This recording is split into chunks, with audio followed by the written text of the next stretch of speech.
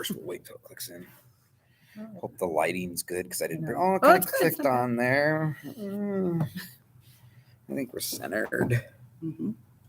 My mom says there's a second delay, so we're always supposed to like wait it out because it said we're live. Yeah, I'm gonna wait probably about 30 Okay. seconds in. They're gonna hear all this. That's fine. We're having a conversation. We do know that it says live. We're just waiting for the delay. We are aware now, okay? Because I've actually had people comment and go, "No, you're live right now." Yeah, we're aware. We're just trying to get the disconnect between that minute. Right. Okay, wait 30 seconds, and now I'm Johnny Ray. I'm Amanda Whitfield, and this is 5R Recovery. Welcome everybody. How's everybody doing? How was your week? It was good. It was good. I mean, like not stressful, bad, but like a lot. It was busy. How was you? Got a lot going on in your life. I do. You want to talk about it a little bit? My mom just had major surgery. She had her total hip replacement done. Mm-hmm. But in the process of doing their hip replacement, her bones were so brittle because of the wear and tear with bone on bone that they broke her femur, fractured her femur. Is that the top one or the bottom top one? Top one. So she's got the hip socket's all brand new, and then from there down is a fracture. And so they put 3 bands and a splint on it, and so she's struggling recovering. Hi, Mom. Isn't the femur like the big bone? It is. It's a big bone, and for it to break is a pretty big deal. It's painful. That one in your collarbone, which I've never done, is the most painful break. Really? Yep. And it was probably not like a small break. No, I mean it was a thin fracture, but a long fracture. So it goes about like this. Dude, doctors, get your stuff together. Right. You're replacing a hip here, all right? Right. Just leave the femur. I mean, I know that the femur bone goes into the hip bone. Yeah. The hip bone. I think there's a song. There is, yeah. I don't know the lyrics. Yeah, your neck bone's connected to. But other than that, the work's going good? Yeah, everything's going good. Life's Gracie had good? Tolo. She did good, and everybody got home safe and sound. Everybody saw that on Facebook. But yeah, it's been a busy week, but a good week. How about you? I am fantastic. I am well rested. I'm lively. I'm ready to talk about recovery constantly. You look good. Thank you. I look appreciate it. I've been sleeping a little bit better. We left the diversion center on Friday. Mm-hmm. Absolutely amazing. It was great. I mean, I think they're still trying to figure some things out, which is great. Mm-hmm. We'll work with whatever they want. Yeah. We just want to be able to go in there and help people with recovery. But there are our whole raw, real, rough. I love the R words. Rough and real and raw and like righteous. I had to think of another. I like it. Righteous okay. And righteous recovery. People are like, whoa. Who are these people? We actually had somebody in the back row, a young man, just ask, where did this come from? Mm-hmm. And to be honest, I've never really answered that question. Yeah. So it was just one of those things, right? Like it was just, I felt it was a crucial time in our world. A lot of crazy things were happening. I remember my dad giving me a phone call, and he was in Arizona, and he was like, we might not make it back from Arizona, because of the whole COVID thing. Yeah. And I remember I was putting gas in the cars. I was like stockpiling food. This was ready like to bug out. Yeah, ready to bug out. I didn't know what was happening. And so there was a lot of things going on in my mind, and recovery was one of those ones where I felt like I was more in tune in recovery than I ever had been. And so it just kind of came up. 5R came up and the formula came up, and the guy was just like, no, but I mean, where did this come from? Like my response didn't really answer his question. No, it did. You did really good. Like I actually was really surprised. It was a tough question, and he was very tough in his way that he asked it. Yeah. But your approach, I feel like you covered it all in that topic. Thanks. I was like, wow, you did really, really good. Like, 'cause I on the spot like that. I mean, you really came and you said, and it was because not only just COVID, but your personal experience with other, recovery programs and stuff, and what worked and what did not. Right? Yeah. And I feel like there's like, everybody has this idea of what format they're supposed to follow when they get clean. Yeah. But I think that's also the hindrance, right? I think that's also the problem is like, they look at it like, and not saying those methods don't work. It's just the fact that you hear the same thing, repetition, and some people just don't fit to that mold. And so when they're asking questions like, where did this come from? God is my only answer. Like it came from God. It was my story. It was how I got clean. And I feel like people, Brad was going to do his testimony tonight. Hi, Brad, if you're watching, I'm sorry I canceled on you last minute. I have this new phone and it's been driving me crazy all day, but I want to at least give a week of plug to the person who's going to do their testimony. I love that. And Brad is definitely embracing this thing. First of all, the guy is so cheery. He's so cheery in his recovery. And it's like, and his recovery has not been all rainbows and sprinkles or whatever, it's been chaos. And so it's so good to see a guy like that who always is optimistic. He is always happy and smiling. He's so friendly. Pleasant to everybody. Yeah. He's one of those guys that I would like having around. Absolutely. Like I just think he adds so much dynamic to 5R. So he'll be sharing his testimony on Monday nights or next Monday night at 7. We'll make sure and get him here. Diversion center, like we said, we did that. That was a pretty amazing thing. Boys and girls, we do definitely need to hit the downstairs at the same time with them. I don't know. Yep. I don't know the format. I don't write the rules there. Yeah, we're working on it. But I think with Amanda and I going in every week, at least until we figure out what those rules are, I think it's going to make a huge difference. I think people really appreciate what we do. I do too. I feel like they were super happy to hear from us. I feel like at first they might have been a little hesitant, but when you started speaking and you took your very like, we don't coddle you, we don't baby you. Yeah, there was some applause. Like there were people that were like applauding, and I was like, wow, okay, this is awesome. We got the right crowd today. Yeah, if you were worried about me getting in your face, I would avoid me. Yeah, because I will get live on you. And the thing is, it's because it's passion, right? Yeah. Like these guys in the room are not any different than the ones that are on the streets. Right. They're just in a room. Right. And it's the same thing with like clean and sober houses. Like we went to Fifth Street last night, and 5R got to speak. And thank you, Marvell, for the opportunity. Thank you, Bo and Lou. Thank you, Dan and Amy, and everybody who are all at these living facilities, given an opportunity to 5R to kind of take on that method, that formula of recovery.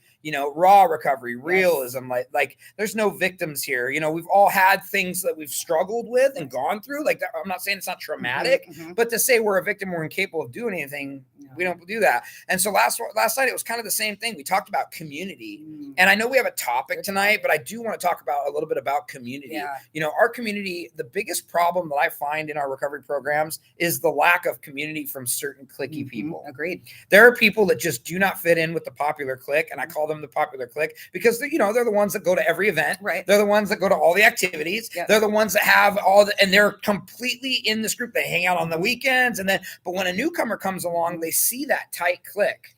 And they see them up here. Yeah. And they don't feel like they, Right. And I'm not saying it's there. I mean, I like people who are strong in their recovery. Like those people that get together as friends in the community, that's awesome. But we need to consider the fact that these people have no idea how to communicate, not the ones that are in the fellowships, the newbies, right? They don't have, when I got clean, I didn't know about how to have relationships, girlfriends. I didn't know how to have conversations. You think I was like this when I first got clean? Probably not. No, I was like crazy. I was the guy that still had the neck twitch, and like, it was just hard for me to talk to my family. And they'd be like, where have you been, Johnny? What have you done with your life? I say methamphetamine. Yeah. Wait, there's perfectly good answer. It's a horrible can't you tell?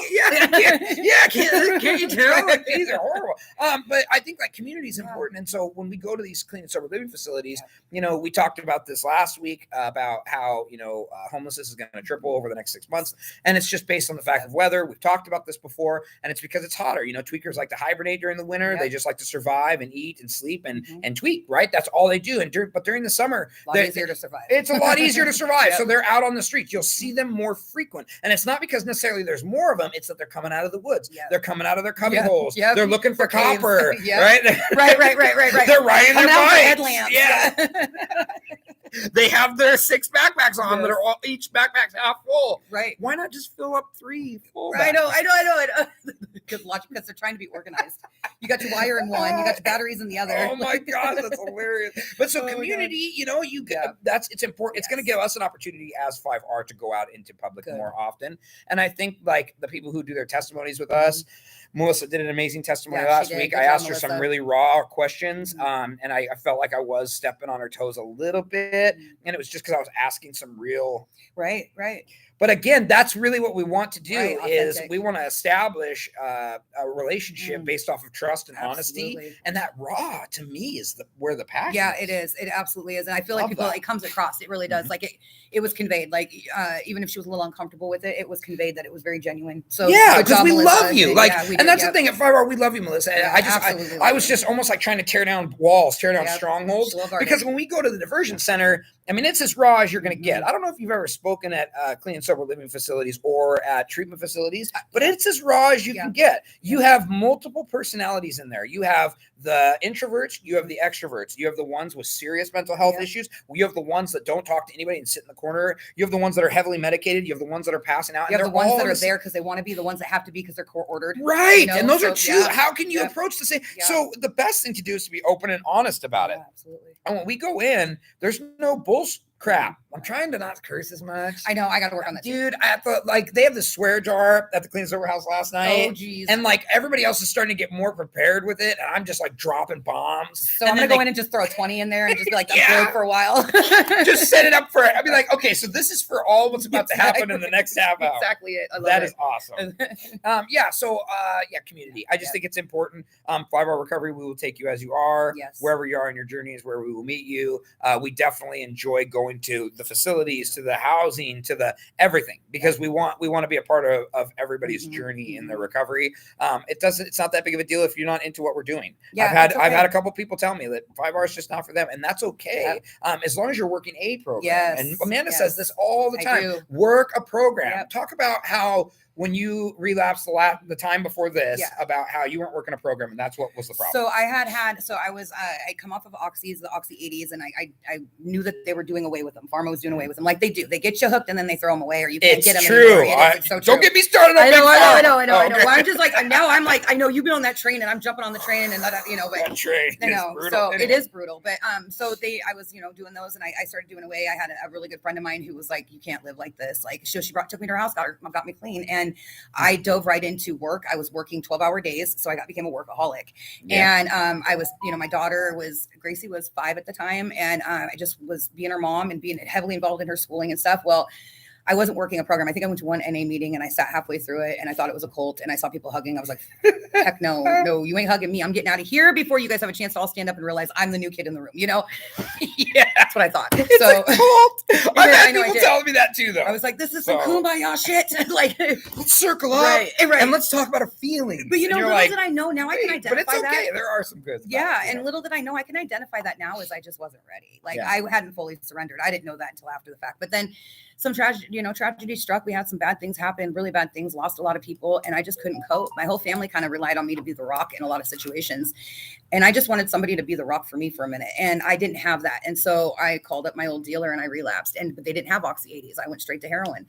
And that was like, oh my God, that was the best feeling I'd ever had. And I knew right then and there that it had grabbed me. So the next morning I woke up and I was having withdrawals. That post-acute withdrawal stuff had kicked back in as if I'd almost 4.5 years clean. Whoa. More 4.5 years I threw down the drain. And it was very traumatic in itself. And so once I did that and I had already relapsed, it was so much easier to get the efforts and just start screwing up all across the board, I was angry at myself. I didn't know that was what that was. I was shameful and guilty for relapsing, but I didn't work a program. I didn't go to counseling. I didn't go to therapy. I dove headfirst into work thinking that a 12-hour work shift and going home and being a mom full-time was going to save me.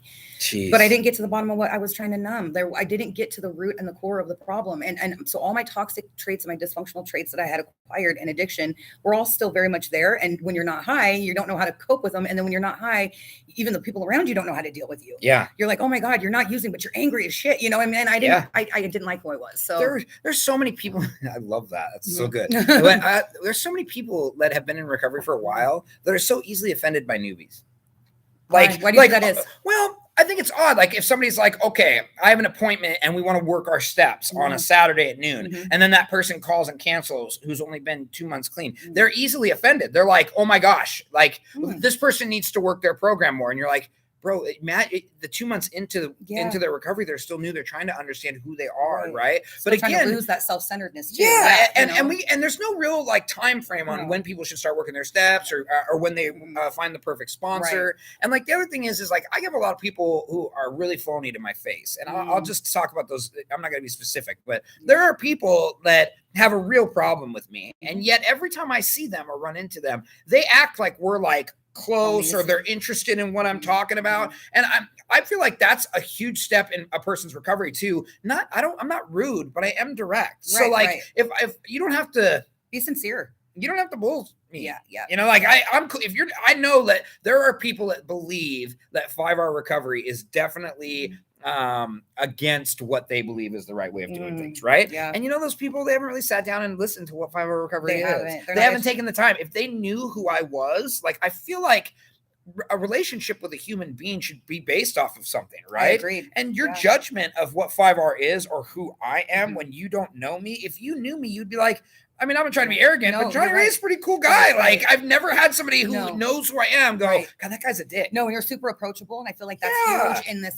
There's a difference between why, those clicks. I think those body language and approachability. If I walk into, say, an NA dance, I can be specific. Okay. So I'm you're fine. Dude, we're not. NA dance or any other sort, if I walk into a dance and I see that click that everybody's put on that pedestal and they're all standing in a click and they're standing around and it's a closed circle. And then they just happen to glance your way, but don't pay you any attention. So why are you going to approach those people? Right. Sure.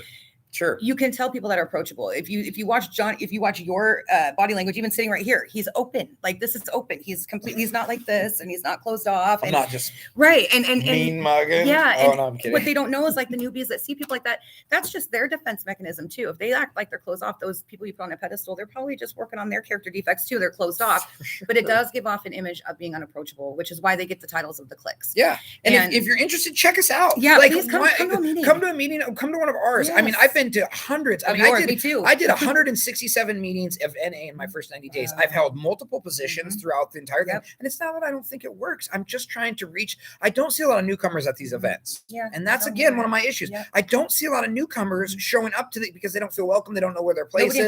Nobody invited them. And it's like, we literally get the ones off the streets, the ones that come to 5R and are fresh and clean, sober living, are fresh out of treatment. And that's the first thing I recommend to them is you need to get a sponsor. You need to work your steps. You need to get a home group. These are all, but there's more. Right. There's more to it than that. You need to get a psych evaluation more than likely. You need to learn how to get your license back. You need to learn how to fill out a job application and a resume. Yeah, and we can adapt. Like that's the thing about 5R is we're adapting to the times and what is needed now. We're not saying that any other program is not good or it doesn't work.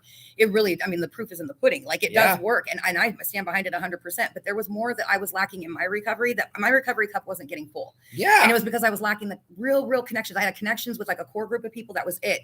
But I go into a meeting and it was the same people that always got called on. It was the same, and it was always the same shit. Like I've gained this, and this, and well, that wasn't my story. So I didn't feel like I belonged, and I felt bad that I felt that way. I felt like I was an ungrateful piece of crap for not feeling the way that they all felt. Like, why am I not so blessed? Why don't I feel grateful? Yeah. But it wasn't me. That's part of that first year of recovery. It is not always roses. And so I would stand up and make it a point to tell everybody, look, this has been my experience, and I'm not on a pink cloud. This shit sucks. And I'm not sure if I like recovery. I'm gonna be completely honest with you.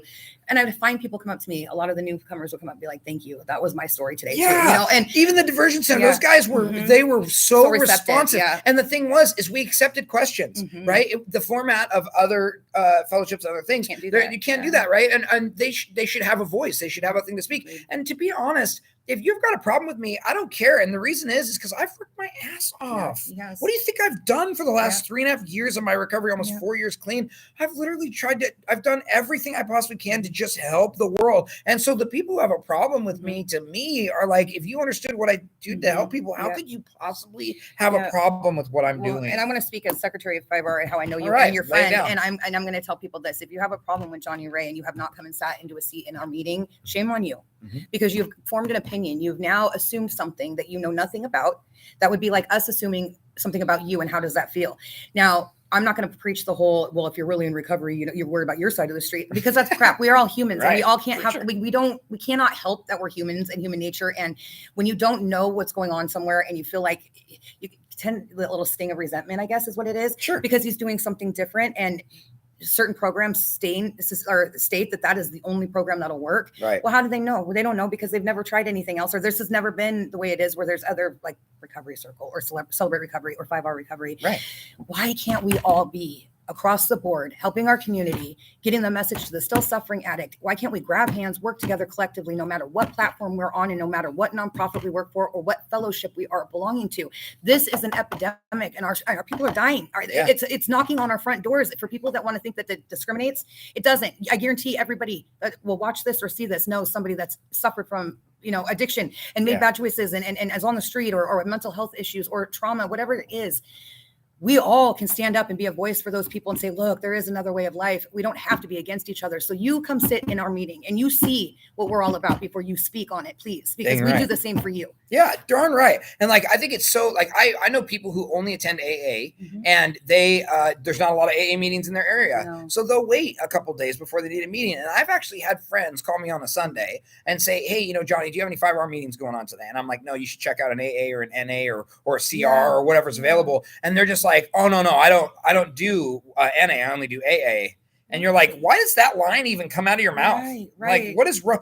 Go with your recovery community And whatever that is, go to the cafe, go to the Evergreen Recovery, go to the Ideal Options. I mean, their places are everywhere, but the problem is finances. You see, the people have this issue with money that segregates them from other resources. And it's like, you just don't need to do that. Go to your recovery community. And that's what 5R is we're not focused on making money. We're focused, but we're also not focused to throw money at you. Yeah, right, exactly. Get your own money. Yeah, right. We're don't take program. Yeah. I need mine. Right. You need yours. Go out and get yours. Yeah. But we'll, if you need a pep talk about it, I loved it because in the meeting last night, we haven't even touched on our topic. I know we haven't. I know. I'm so sorry. We're starting to be a lot more comfortable, as you can tell. Yeah. And to be honest, someday vision for Johnny Ray is this should be 24 hours a day, 7 days a week. I agree. Wouldn't that be cool? I mean, it wouldn't obviously be us because we'd have to sleep and eat. Right. But I mean, this rotating, constant live. Anybody can time in at any given time. I mean, I know they have meetings that are going 24 hours a day, 7 days a week, and I get that.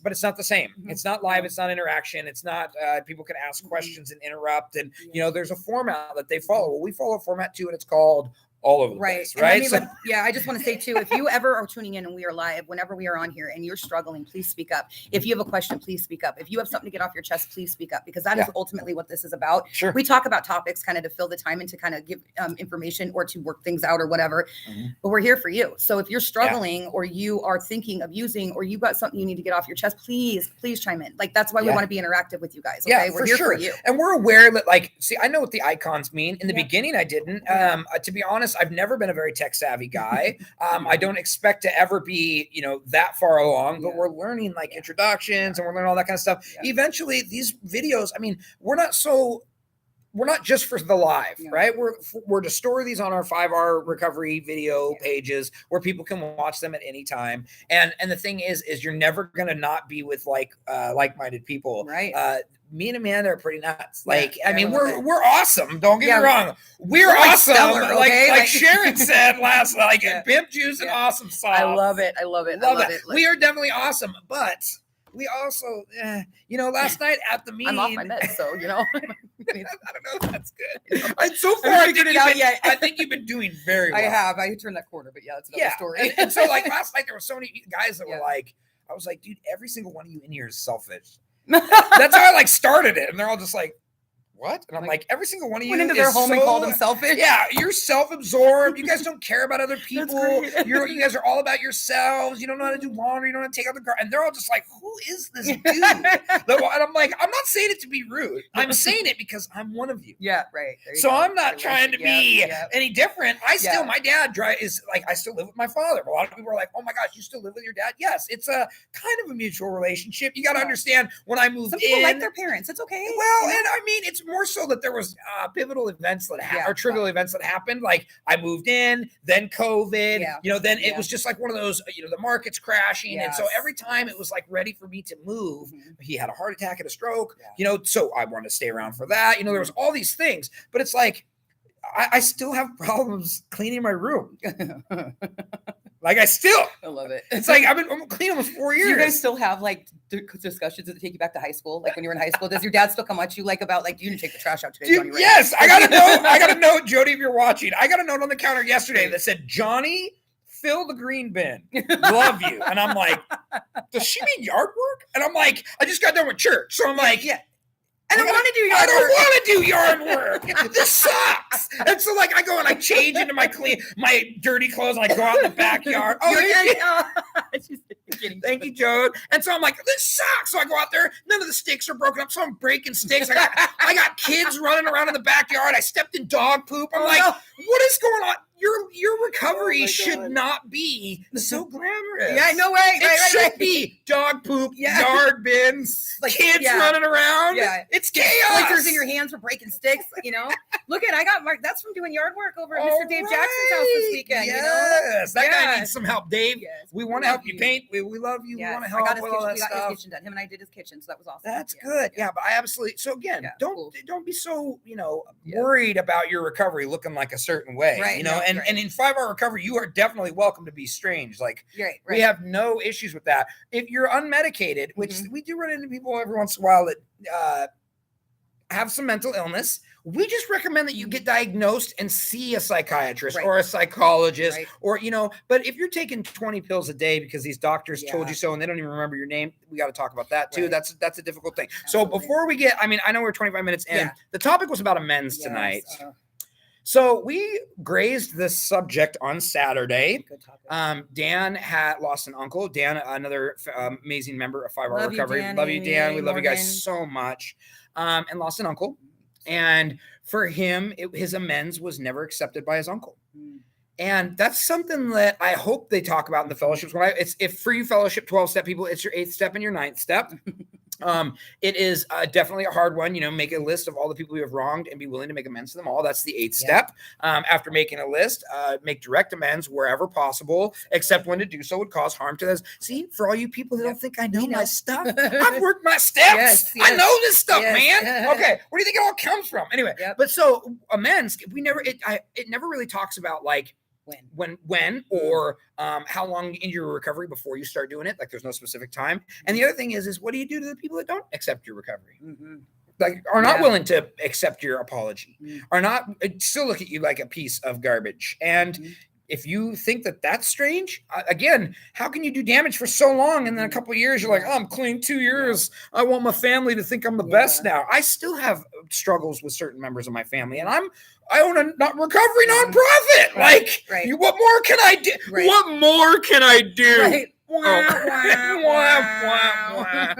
know, right? Talk about this, Amanda. You making amends. I know. So making amends, man, I love when is the appropriate time to make amends. And I feel definitely that it's case specific, it's person specific. I feel like if you're somebody that has promised the world to your family time and time again, and you've gotten clean and you've been 6 months clean and then relapsed, or 7 months clean and then you relapsed, you're probably needing to wait till 12 months or longer. You know? It should extend every time. Absolutely. 5 months, I'm sorry, I relapsed, and 5 months in, you're like, I said sorry again, and they didn't accept it. Why? What do you mean? Right. Yeah. And then they get mad about it. They get resentment. Oh, he didn't. Look what I'm doing. Oh, no. I changed my life. You should accept me. Yeah. So I can relate with Dan a lot on this. My pop. So it's kind of bittersweet. So my dad died, and then my last living grandparent passed away. So my grandparents on both sides were very much involved in mine and my cousin's lives. They were other parents when our parents were messing up. You know what I mean? And I had very good relationships with both sides of them.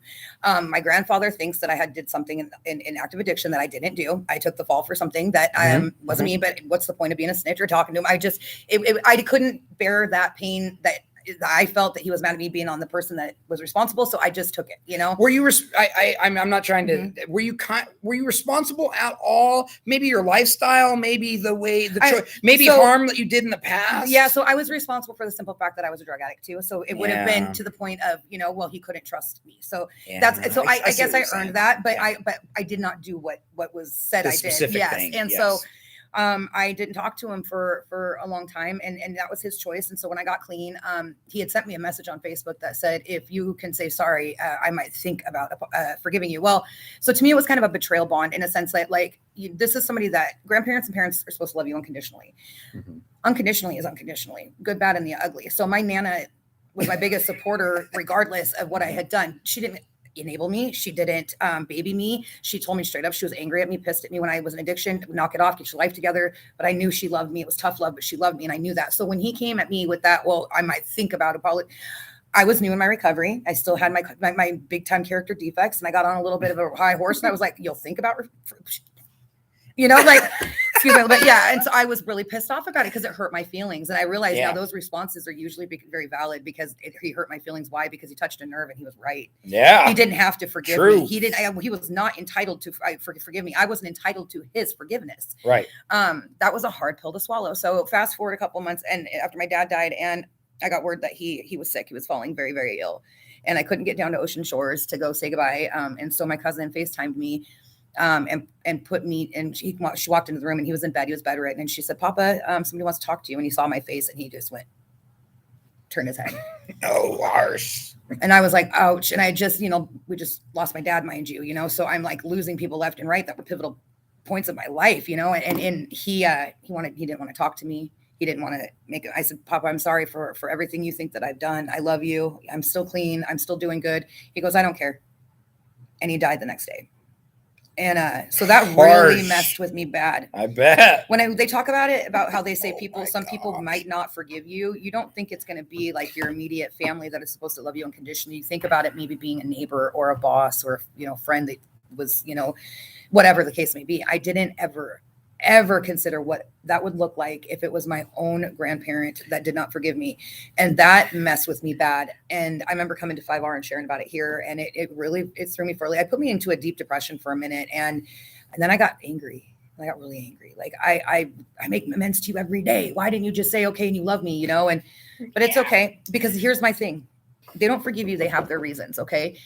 That's not your cross to bear. All you can do is get up every day and make living amends by staying clean and doing the next right indicated thing. Right. That is the only responsibility that you have to that person. And as long as you're doing that, you're making amends every single day. So they have no choice but at some point either to accept that or don't. Mm-hmm. If they don't, that's not yours to bear. You've given it back. You've done what you needed to do. Right. So your side of the street is swept, Yeah. Well, let's establish that. I listen to everything. Mm-hmm. And so let's establish one thing that I hear. Mm-hmm. Okay. So the difference between the word forgiveness and love, right? I have no doubt that her grandfather loves you. Well, I said I love you and he didn't say anything back. So it's just a word. It's just a word. You can't really say that your again, just to say, well, they should love you unconditionally. Love is love. And I think that they loved you. I don't see that being an issue. Amen, Amanda. No, thank you, Jody. But like forgiveness is something that you can't expect them to do, right? You're not owed to that. Right. And so again, like when Amanda said, oh my gosh, he died without, he should love me. Well, I still think he loved you. Yeah. I just think maybe he had some harsh opinions of you that made him not so easily forgiveness. And I think that's my negative self-talk talking. He didn't love me. He didn't love me. I took it as a rejection. He doesn't love me. That's how I heard it. Right. Yeah. And it was actually just, I don't forgive you. And again, you better be able to differentiate those two, because in my opinion, I have family members that love me that really don't want to be around me. And that doesn't mean that they don't love me. They just don't. And the other thing is faith. Faith has to play a pivotal role in this. Do you believe that your grandfather knows what you're going through right this second? Do you think he's looking down on you? Do you think he's proud of you? It's like one of those things that has to come down with what do you believe faith is? I think my Nana smacked the crap out of him when he got up there to heaven, and I think now he is proud of me. He's looking at it, you know what I mean? But I don't think heaven. I literally say look down from heaven. I think that there's a different realm. I think heaven. I think a different realm. I think there's a different realm that our spirit goes to, because heaven. Yeah, I know, and I'm just saying just the word out of it. Yeah, and I believe heaven 100%, but I don't feel like there's so much as a white pearly gates as there is like a burning pit of hell. Yeah. I feel like it is just the next step where your soul goes. And I've had experiences with my father since he's passed that I know he's with me. Right. Whatever that is. Yeah. So I think that when he got there and he was greeted by the loved ones that we have that are already there, I do feel like my Nana probably went like this, Bradley, right. And probably, but I feel like he now can see it as for what it is. My grandpa's a very stubborn man. He was a very proud man. He was very, very stubborn and pig-headed and set in his ways and just defiant as all get out, Yeah. But I think where the shock came in was that, when I was younger, him and my Nana were alcoholics badly. And they had come to me and they had one day when I heard them fighting, because they used to take care of me a lot when my mom went to night school. So I heard them fighting. My Nana was hitting on him and they were pushing each other and they were fighting and stuff. And I went out and I was like 4 years old, and I had some earliest memory I remember, and I was bawling, and they came in with a Bible and they both put their right hand on the Bible and they said they would never touch a drink again. And they didn't from that day forward for my entire life until my Nana died. And then my grandpa went to the bottle again.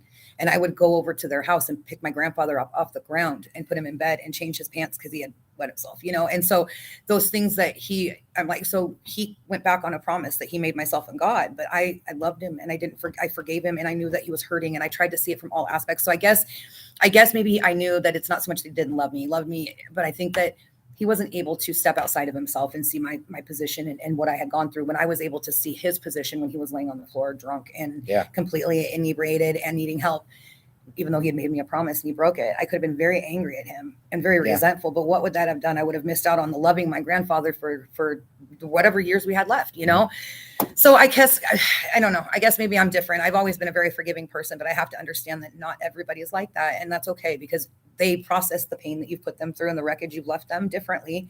And maybe he just was so hurt because he just didn't expect me to do what he thought I did. And I think that's another thing that's hard to swallow because I didn't do what he thought I did. So I'm like, oh, he didn't forgive me and I didn't even do it. But sounds like there's a lot of resentment.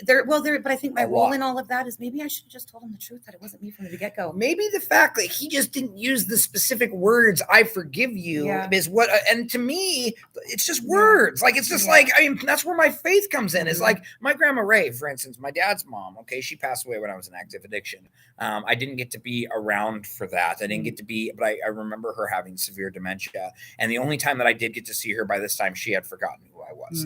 And it was one of those things where I would have never have even gotten an opportunity to confess, ask for forgiveness, make amends, because she had no idea who I was. And so do I believe that because she didn't say I forgive you, that isn't? No, I believe she's up in heaven right now. And she is so super proud of the fact that I'm helping others change their lives. Right. So to me, I made an amends with my grandmother. And I live it by my actions. There are certain family members that I don't see very often. When I think about my cousin Melissa, she's awesome. She's a really cool, they're originally, I think, from Hawaii, my Uncle Bob's kids. I know, right? And like, I never got to see, but I made an effort to go see her in like I think it was like last year. And the reason I made an effort to go see her is because I don't even remember the last time I saw her. So like, I don't remember us even having a conversation in the last 20 years because of my active addiction. So I felt it was, and she's got a kid now and she's married. I went over there and I felt like if I never see her again, our last memories together will be good. That's okay. That's a huge thing. She asked me, so what happened to you? And I told her I was a methamphetamine addict. I did feel like her husband was eyeballing me a lot more. Right. Making sure that there's things not going in your pocket. He's like, where's the good silver? Oh, is that Johnny? You locked up the cabinet, right, honey? He's a tweaker. I know it. Do not let him anywhere near the copper wire. I think keep going back to the bathroom. I know. But again, it was one of those things. Oh, hi, Cheryl. That's Kyle's mom. Oh, hi, Kyle's mom. She's now back in New Mexico. Unless she's traveling. She travels to California to see the daughter, Washington to see the sons. That's what I want to do someday. I know. She's awesome too. Setter, And so like Melissa, I made that effort. And like this weekend, I'm going away to Grandpa Gary's, who I haven't seen sober yet. Wow. And so again, this is my mom's real dad, and he lives in Gig Harbor. And all the memories I think he has of me right now are pretty destructive. I told the story on Saturday. If you want to tune in, go tune into the video I did on Saturday about me telling him I was going to do yard work and then not doing it and then asking him to pay me. And it was one of those things where he saw me in really bad situations. Well, if I see him and it's the last time I see him, which I'm not saying it's gonna, at least I'll feel comfortable that the last time he saw me was, That's what I did with my dad. My dad, and sober and happy. His dementia had taken a hold. My dad still would have vision. He'd be like, sweetheart, where are you staying tonight? Where are you going to your sister's? Because he still was stuck in the place of me being homeless. And so that killed. I'm like, Dad, this is my apartment, or this is our apartment. I got this for us. We live here together. That's hard. So I'd have to keep reminding him of that. And everybody's like, do you think he knew that you were clean? And I'm like, I don't know if he did at the time. But the difference is I had beautiful moments with him up until he passed. There was one night where I was giving him his meds all night long. It was about 3 days before he passed. And it was one of the last coherent nights. And I would walk in to give him his meds. And I didn't want to wake him, but his eyes he felt me come into the room. I was super quiet and his eyes open and he got this big smile on his face. And he goes, wow, you look like an angel. You're so beautiful, sweetheart. And I was like, thanks, Dad. I love you. And he's like, I love you too, Squirt. And that was a beautiful moment that we had together where he was a little bit, he had his common sense and he was there. And it got me real bit. But that was one of my beautiful moments with him. Also, when I got to sing to him when it was his last couple hours, he was about 2 hours from his final breath and he was struggling so hard to breathe. And I used to sing growing up a lot. And so I just sat on the bed and I put his torso in my arms and I sang in his ear. And I was just saying, you are my sunshine and amazing grace. And he calmed down and he was breathing. And those are those moments I'll take with me. Sure. So those, he doesn't have to say the words. I forget, And he didn't even have to know that. I got to show up and suit up for my dad and comfort him in the most hardest, most difficult, but most ironically beautiful time. When you get to be with somebody as they take their final breaths, and being that I used to be a nursing assistant, I've done that with a lot of elderly people, my grandparents as well. That is an ironically beautiful moment in life. It's very personal, very, very, very, it'll reach a part of your soul that you never even knew you had. I had those moments with him. So I know that when he got to heaven, he was able to see, because he's in his best state of mind. But if I could look at it, I could look at, oh my God, I missed out on all these moments with my dad, these precious moments in active addiction. I hate myself. No, I'm going to hold on to those moments I had with him at the very end. Because that's what keeps me feeling good about about everything, Yes. I'm not going to focus on the bad. And remember, it's your job. It's your responsibility to seek forgiveness. Absolutely. It's not your job or your responsibility to get it. Right. Like that's not up to you. No. And if you're still trying to make it up to you, that's a control issue. You've got to start working on. And don't think that they're going to come to you and start a conversation about it, okay? Yeah. Because that's not their job either. You should need to take that first step. 100%. Yeah. And I do like that. So I absolutely love the 8th and 9th step in Narcotics Anonymous or Alcoholics Anonymous. I think it's brilliant. Yep. I think making amends is brilliant. I think it's very genius the way they wrote it. I do wish they would have put the 8th and 9th step all in one step. I agree. I don't think that they needed to do 2 steps, but that's regardless. That's just my opinion. But making amends is so important. And they say in the literature, direct amends, right? Think about this. I know so many people that would rather pick up a freaking phone and be like, hey, grandma, remember when I broke into your safe when I was doing heroin? Yeah. I'm sorry for that. You think that's or appropriate? A text message? Yeah. A text message with no emotion? That's appropriate? No. That's not appropriate. The least you can do is a face-to-face. And it should be uncomfortable. And if you can't do that, sometimes for me, like writing, I'm so much better at heartfelt feelings coming out on paper because I'm raw with that than I am more with my words. I'm getting better. But I've written heartfelt letters. I've written to my daughter, to other members of the family. And that's okay. But they got to feel your emotion. They got to feel that you are genuinely apologetic and sorry for whatever wreckage and pain that you've put them through. Yeah. And if they don't want to deal with it right at that time, don't give up. Don't just move on with your life and keep doing what you're doing and then try again later when you guys are, maybe they've had time to accept it. If you're 6 months into your recovery and you relapse at 7th and 8th month all the time, probably not the best time to make amends. Right. You should put some substantial clean time together and you should base it off of how long it took you that you were clean before you relapsed. I mean, really, you don't want to be making amends with somebody and then screwing it up and doing it again and again and again. I mean, words are just words, right? It's like through action is manipulation. Yeah, for sure. And I mean, if you think that they should accept that, you're crazy. I mean, if they're any kind of intelligent people, they're going to be like, dude, you relapsed after 6 months and now it's 7 months and you want to make amends. It's like, who's to say you're going to last another month or 2 months or 3 months or whatever? Like, why not get some significant time behind your belt? And a conversation like that could actually send an addict back out. You know what I'm saying? So you got to think about that. You got to be strong. You got to be strong and you got to be able to present it at a time where you're strong in your recovery, where if that amends is not able to be made, it's not going to send you in a tailspin. It's okay for them to not forgive you right now.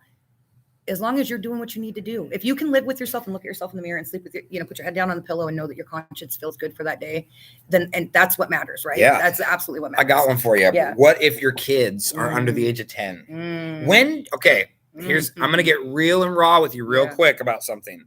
My cousins, I still have not made amends with. Okay. They're 2 of the most important young men in my life. Okay. Their uncle was my best friend growing up. Okay. And he had a family. He had these 2 amazing boys, Austin and Connor. I love you guys. You mean their dad was your best friend growing up? Yes. Okay. He was not much older than me. Okay. So he was my mom's younger brother, but he was the one that, we did everything together. We did Christmases. He was taught me to be cool. And I mean, we actually talked the same. So like if we were sitting in the same room, people think that I'm Dwayne when I go to the events, That's crazy. And they're like, that's not Dwayne. And then I'm going, yeah, he's my uncle. And they're like, yeah, we can tell. Gosh. Okay. So he had these 2 amazing boys with my amazing aunt, Monet, and Austin and Connor, and they are just getting out of high school, right? So I think it's Austin's senior year and Connor's sophomore year. I still have not sat down with them because they've asked me before, Johnny, where were you over the last 15 years? I sense that they have some grasp of it because it's almost like their parents told them a little bit, right? But to know exactly what I've done, I just don't think they're ready for that yet. So for me, I'm going to wait. I'm going to wait until maybe college, when they both are in college, out of the house. Maybe have seen some things in the world themselves. Or maybe ask the parents. Dwayne, and that should be a no-brainer. Yeah. Like I'm not going to ever unleash my story. But I think some of the details do. Yeah, but I don't think they need to know that you left your eyebrows out or anything like that. I think that they just need to know that you were fighting something. And I think the raw and the real is important. I agree. I'm very pulling out the eyelashes, that's something that they should know. That's insane. Okay, if they ask it though, I'm just saying as far as making amends, I do. I feel like being raw and real is good for them, but I feel like when it comes to making direct amends to somebody, I think it needs to be based upon what wreckage you and pain you felt you've caused them and why. And I see that, but if they were not like in their, like, they look up to me. Yeah. Right. Yeah, and so I would definitely tell them the eyebrow or the eyelash thing over, say, maybe a grandpa or a grandma. Okay. I see what you're saying. And the reason is just because I want them to see the intensity of what drugs do. And it's almost like me. Yeah. Like almost me leading by example by saying, look, you don't want to do this. I see right. What you're saying. So if it was a grandpa and grandma, I might be like, I can leave the eyelash. Right. Or whatever. Out.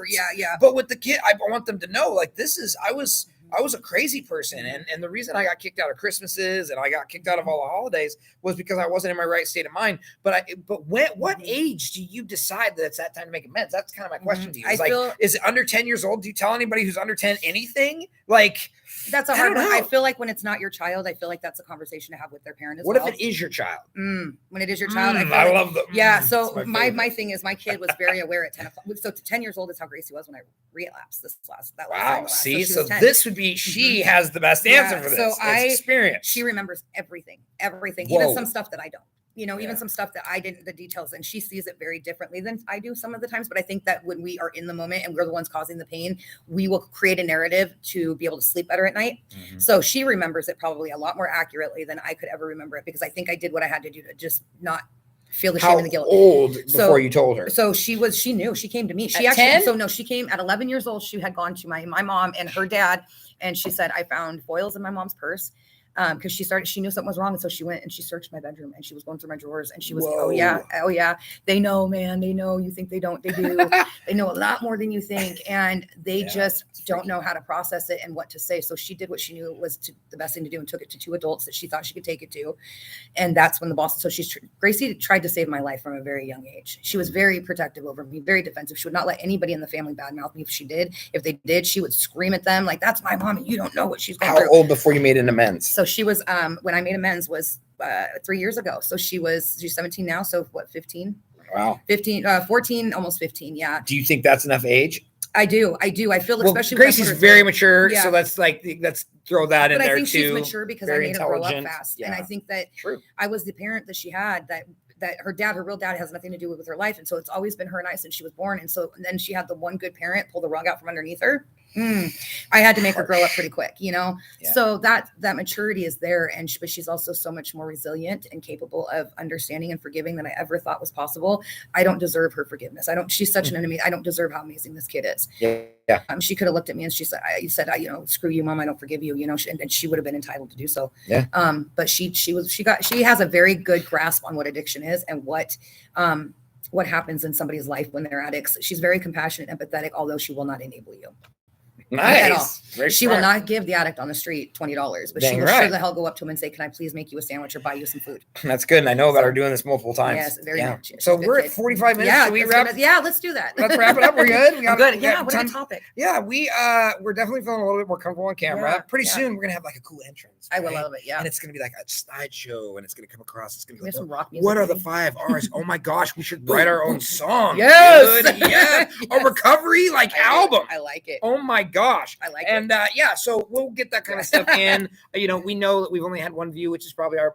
It's funny, me and Kyle's moms are the only one watching, but I absolutely love that. Yeah, and that we're not here to make sure that we get the most views. No, I don't want any followers. If you want to follow somebody, follow Christ. Right. All right. He's the one that, all these people want their own TikTok accounts. Well, you know what? Pick up a Bible, put down your phone and pick up like a recovery book or a recovery or a Bible or whatever. That's better for you. And we're not worried about followers. We're not trying to make you drink the Kool-Aid. Not at all. You don't got to get branded to fit into our group. You can come as you are. And watch when you want. And you will be welcome. So let's see. So when you begin with remember, you choose to recover, you learn to rejoice, then you can become reborn and ultimately relive a life of service and helping others. Those are the 5 R's of recovery. Monday nights at 7, we go live on YouTube here like we did now. Saturday at 11, we go live. Dan and I, Dan's getting a lot more comfortable on camera. You guys have a great rapport. He's doing so much better. He's feeling it out. He's starting to get to where he's just like, I know, he's like sitting back talking like, bro, what's up? We do have a lot of interaction with other people at that place. I love that though. Which is great. You never know what guest is going to come in. Yeah, and it could be anybody. Like we had Lori last week. It was awesome. Or wait, no, we had what was her name? My gosh, I'm so bad. Lauren or Lori. I know there's 2 that live there. One's a Lauren. Okay, Lori. Okay. Yeah, Lori was in. I know they have a Lauren too. Yes, they do. Lauren's. I don't want to Lauren's like 21, I think. Yeah. Messes it all up. Okay, Diversion Center Friday nights. Tuesday nights. our big meetings. Come join us. If you're curious, if you just want to tell me off and how controversial, I think we're going to stick with this. I love it. I think everybody in the room should go around and talk about that one person that they either need to make amends with, that they wish they would have made amends with, or they made amends with and it was heartfelt and touching. And so every single person will get a chance to talk about it. I suggest you think about it long and hard, put your full effort into it. I have one that I'll talk about tomorrow, kind of a mixture of some people. Yeah, that's it. I think so. Did I forget everything? I think no. We got Fridays night, Saturday, and Sunday. Yeah, we're good. I think we got it all. Okay. And if you guys need to contact us, if you didn't catch all that, you can feel free to contact us on the Facebook page, or our Facebook group, or we also have our email, and you can also comment here on YouTube. We're everywhere. Yeah, so you'll find us. Yeah, like and comment in the link below. So we'll find you. Yeah, we will. All right, thank you guys. Thank you guys. Have a good night. Bye. We're getting really comfortable. Yes, we are.